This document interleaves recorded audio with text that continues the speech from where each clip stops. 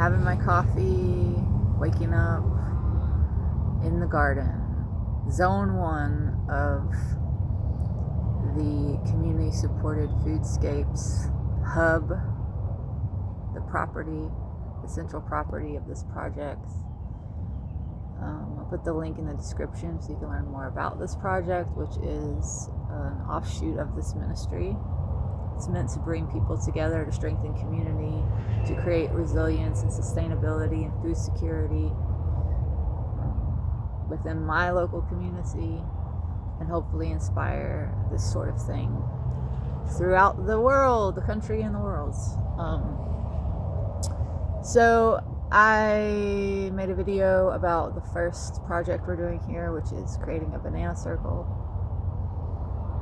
and which basically is a compost pit, a garden, a water catchment system, all rolled into one. And I have made a lot of progress on the circle, so I wanted to show you guys where it's at.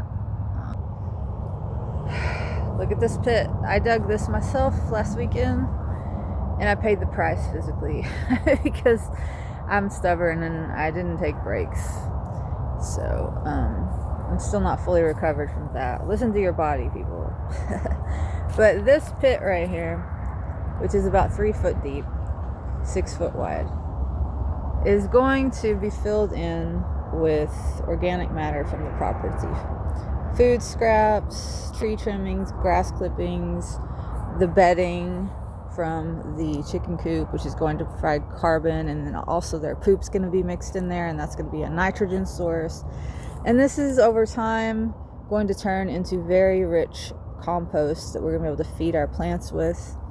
This is a form of slow cold composting, also known as moldering, meaning it doesn't require any effort, as in you don't need to flip it, you don't need to work on it, you let nature do the work.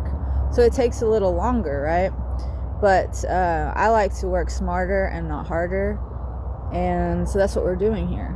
We're going to let nature do its thing, and we're setting up the system, doing the work up front by digging this hole. And then I don't have to, for the rest of my life, flip compost. Okay, so you need the depth and the size to create so that you have enough mass to create heat, which will help with the breaking down process, right? I've come in and I've started planting herbs. I'm holding off on planting this berm here with vegetables, which is what's going to happen, because we still have the chickens running loose and they will just decimate everything. Today we are starting to work on putting up a fence. So we're going to enclose their little area so that they can't come out here and destroy everything and wreak havoc.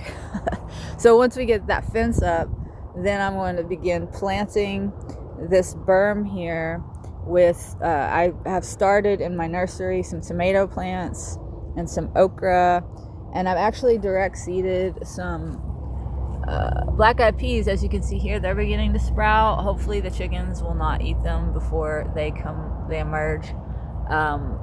But I was willing to take the chance because I bought a huge bag at the grocery store for $2. So even if these chickens get some of them, it's not a big loss, and they sprout very quickly. I just direct seeded these like 3 or 4 days ago, right? So they're gonna, once they emerge, they're going to create a beautiful green skirt around the perimeter of this berm, make it look a little more visually appealing. Also, of course, you get a food source from those black eyed peas, and they also fix nitrogen into the soil, so they'll be helping to fertilize the other plants that are growing around them, the tomatoes and the okra. I did plant some basil here. You see the nice purple flower for the bees, which are right over here in the corner. So I'm about to take a class on beekeeping so that we can make sure that we're doing things correctly and most efficiently and keeping the bees healthy. Also planted rosemary, sage, some lavender, more rosemary, some skullcap herb over here in the corner. This is a medicinal herb that helps treat the nervous system. This is a ground cover known as perennial peanut, which is a creeping, vining ground cover which will help to suppress weeds, lock moisture into the soil. It will also, because it's leguminous, it will fix nitrogen and fertilize plants around it. So I started this one plant here. We'll be able to take cuttings, root those, and then propagate it and spread it throughout the property, and this will be our main ground cover throughout the food forest. As that's growing, we'll have mulch on the ground, and then eventually the ground cover will cover the mulch. This is a type of purslane, which is an edible succulent ground cover. Very good for brain health. This is porterweed, great for the butterflies and the bees and the insects, right? The pollinators.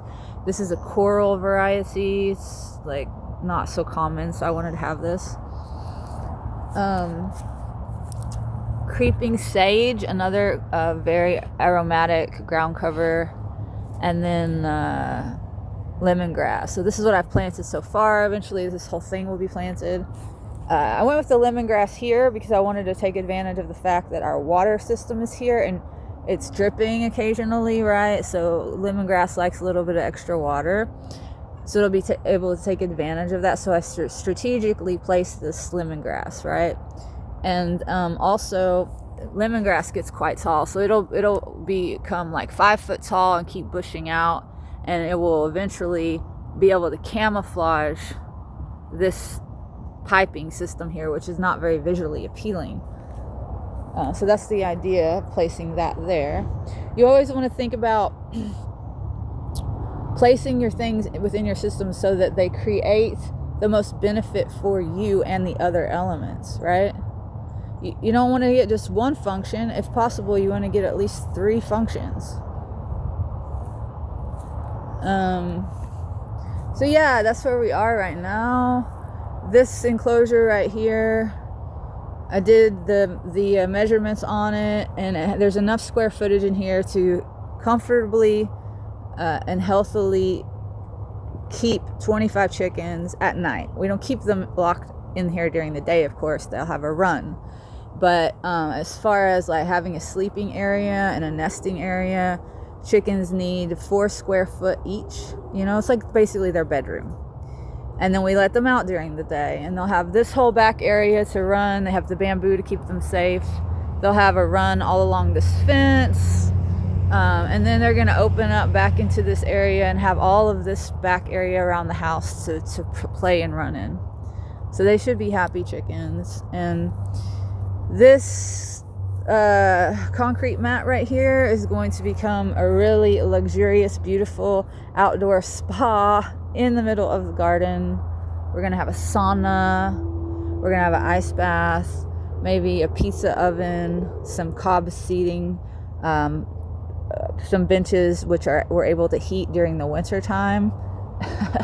And then we'll plant things like soap ginger, shampoo ginger around the bath area, so that you can just reach over, grab a flower off of that shampoo ginger and use it as soap or shampoo while you're bathing. And because the shampoo ginger likes a lot of water, when you let your bath water out, it will just run and it will feed and water the ginger, right? So that's relative location, placing things in a way that they make sense to help each other out. Yeah, so that's where we are at. I planted a living fence. I direct seeded a living fence along the back line of the easternmost line of the property last week, and it has officially emerged. So we have all these little seedlings that are growing up, and it's sun hemp. Sun hemp grows about a foot a week, or a foot every 10 days. So in a couple of months, we're going to have a living fence that's 6 foot tall. So yeah, that's where we're at the community supported Foodscapes hub. I am very excited about this. We should be having a work day, a community day. We're gonna do work, yes, but we're also gonna have fun. We're gonna be doing a get together soon. And look, our mango tree has fruits on it. That's exciting. So we'll have fruit soon. And next, I'm probably going to start working on building up this hugel mound and completing this bed here. So stay tuned. Grow food.